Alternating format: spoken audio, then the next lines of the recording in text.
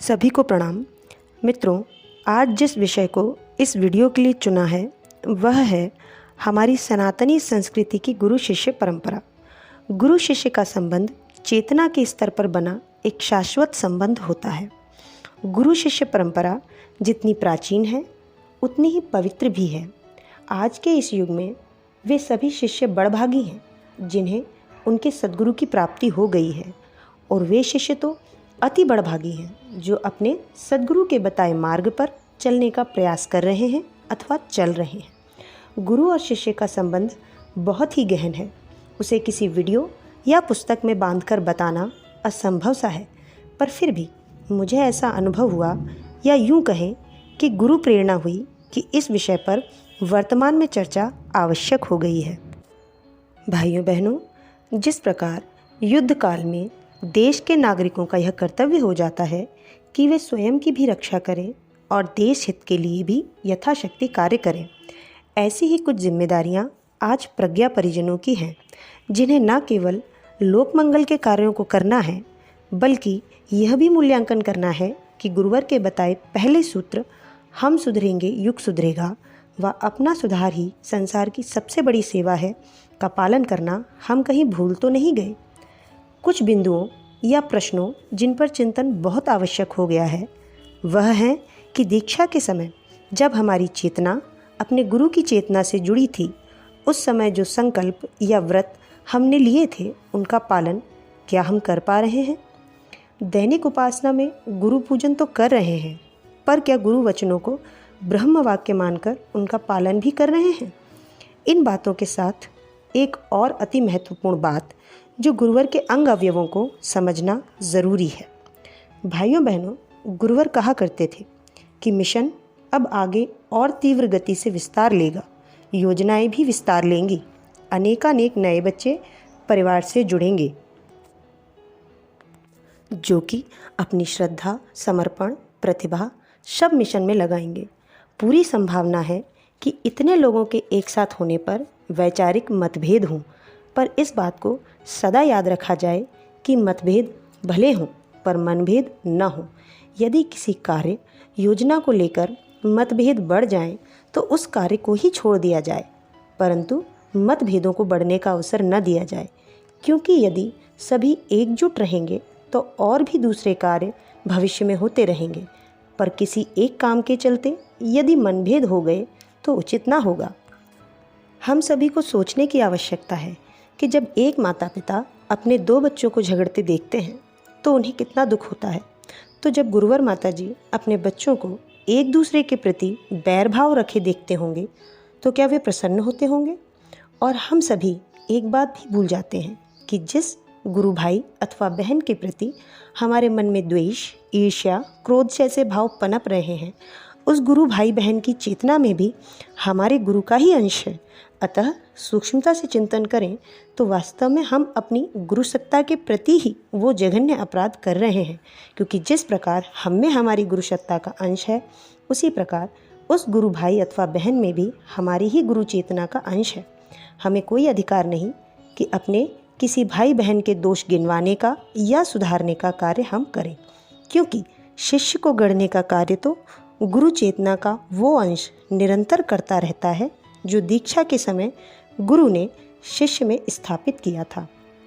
भाइयों बहनों, एक घटना इसी क्रम में आती है, इससे मैं अपनी बात को और स्पष्ट करूंगी कि एक बार एक शिष्य द्वारा आश्रम के संसाधनों की चोरी करने की बात जब अन्य शिष्यों ने गुरुवर को बताई तो उन्होंने कहा था कि बेटा, मुझसे कुछ छिपा नहीं है, मक्खी भी उड़ती है तो मुझे पता होता है।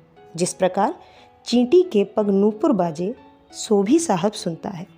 अतः वो जो कर रहा है मुझे पता है। घटना सिद्ध करती है कि गुरु सत्ता सब जानती है और शिष्य के गुण, स्वभाव, परिस्थिति, संस्कार के अनुरूप वह उपचार भी करती रहती है। गुरु यदि चिकित्सक है तो शिष्य रोगी है। गुरु भली भांति उपचार की प्रक्रिया को जानते हैं और हम भी शिष्य होने के नाते एक प्रकार के रोगी ही तो हुए। अतः दूसरे शिष्य के रोग के उपचार को लेकर टीका टिप्पणी करना न केवल व्यर्थ है बल्कि हमारी मूर्खता का परिचायक भी है। इसी के साथ एक और बात है पर पहले उससे जुड़ी एक घटना स्मरण हो रही है कि एक कार्यकर्ता भाई के द्वारा क्षेत्र में किए अनैतिक आचरण के लिए जब गुरुवर ने प्रायश्चित का विधान बताया तो उस शिष्य ने प्रायश्चित न किया। उसके प्रायश्चित न कर पाने पर गुरुवर ने निर्जला उपवास रखकर उसके पाप का प्रायश्चित स्वयं किया था। क्या हम सभी इस बात के प्रति आश्वस्त हैं कि हम में से कोई ऐसा अनैतिक आचरण नहीं कर रहा जिसके लिए अभी भी हमारी गुरु सत्ता सूक्ष्म में प्रायश्चित कर रही हो, जैसे कि समयदान, अंशदान के व्रत बंधों का नियमित पालन ना कर रहे हों, गुरु परिवार से जुड़ रहे नए परिजनों को वो प्रेम सम्मान न दे रहे हों जिसकी अपेक्षा गुरु सत्ता ने हमसे की, परिजनों की उपेक्षा अपमान कर रहे हों, गुरु सत्ता द्वारा दिए गए साधन प्रतिभा के फलस्वरूप समाज में मिल रहे श्रेय प्रसिद्धि से अपने अहंकार को बढ़ा रहे हों, मिशन की साधन संपत्ति का दुरुपयोग कर रहे हों अथवा उन साधन संपत्ति का व्यक्तिगत लाभ के लिए प्रयोग कर रहे हों। यह कुछ ऐसे आचरण हैं जो शिष्यत्व को कलंकित करते हैं। शिष्य होने के नाते हमारे तो मात्र दो ही लक्ष्य होना चाहिए। एक, स्वयं को जितना हो सके शुद्ध बनाना, उस हेतु अपने लिए कठोर से कठोर बन जाना, व जब लोक मंगल के लिए जाएं तो अपने सहयोगियों व अन्य लोगों के लिए विनम्र से भी विनम्र, सरल, सहज हो जाएं। भाइयों बहनों, मिशन की गरिमा भी धूमिल ना हो व संगठन भी मजबूत रहे। आपसी मतभेद कटुता में ना बदलें। इस हेतु प्रत्येक प्रज्ञा संस्थान पर एक प्रयोग भी किया जा सकता है। सभी प्रज्ञा संस्थानों पर एक सुझाव पेटिका रखी जाए। यदि किसी भाई बहन के व्यवहार, कर्म मिशन की गरिमा के अनुरूप ना हो अथवा उससे किसी को कष्ट पहुँचे तो उस पेटी में शिकायतकर्ता बिना अपना नाम लिखे अपनी बात लिखकर डाल दें। प्रज्ञा संस्थान पर नियमित मासिक गोष्ठी का आयोजन किया जाए। वह शिकायत पेटी सभी के सामने खोली व पढ़ी जाए, जिससे दोषी भाई बहन को ज्ञात हो कि उनके व्यवहार से किसी परिजन का हृदय आहत हुआ है और उपस्थित अन्य परिजन भी वैसी गलती न हो इसके प्रति सचेत हो जाएं। मित्रों, इस वीडियो को बनाने का मात्र इतना उद्देश्य है कि हम सभी परिजन भ्रम के भटकावों से हटकर आत्म सुधार और लोक मंगल की साधना में जुट जाएं। बस यह स्मरण रखें और संकल्पित हो जाएं कि हम हैं संताने युग ऋषि की, युग के संत महान की, कभी न गिरने देंगे गौरव गरिमा उनकी शान की, कभी न गिरने देंगे गौरव गरिमा उनकी शान की। इन्हीं भावों के साथ आज के लिए इतना ही।